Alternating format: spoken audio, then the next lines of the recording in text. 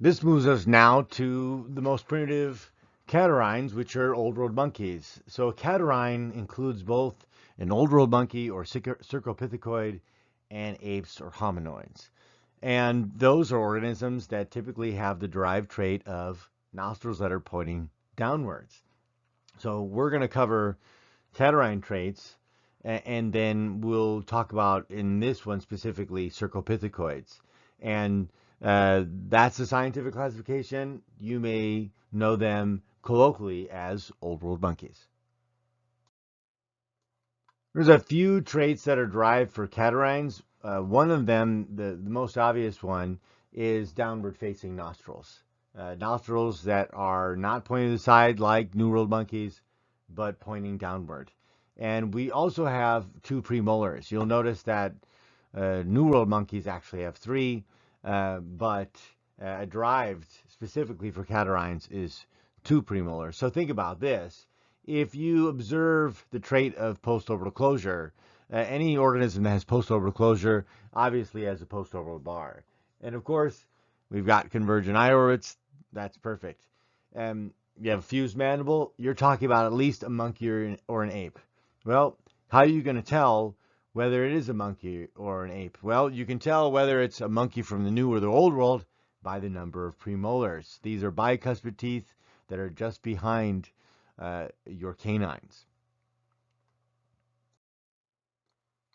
And then, a main feature of catarrhines, which includes old world monkeys and apes. So we've got an old world monkey, a macaque, very common monkey in the old world, an orangutan, the ape from Asia, and then a chimpanzee, which is an ape that lives in great numbers in parts of Africa. So you can see in each one of them, they do not have nostrils pointing aside. Their nostrils are pointing downward.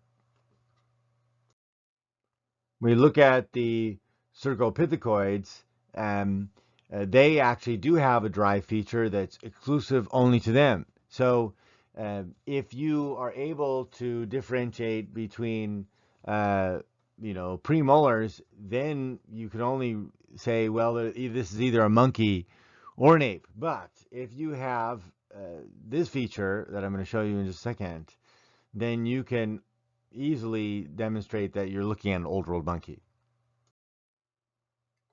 All modern old world monkeys, as well as some of the oldest ones that are found millions of years ago in Africa, have bilophodont molars. And I'll show you what that looks like in just a moment. Bi means two, lof is a ridge, and dont means teeth. So if we take the skull of a baboon in this case and turn it upside down and look at the underside of the palate, you can see on the molar teeth that there are two ridges that actually connect that are parallel and they don't touch each other. Whereas when you look at the teeth of apes, there are cusps that cross diagonally. And we don't know exactly why, but every single old world monkey has this trait. And so it's very easily identifiable, and it makes for classification of old world monkeys quite easy. If we look at the Cercopithecus or old world monkey profile, they live in both parts of Africa and Asia.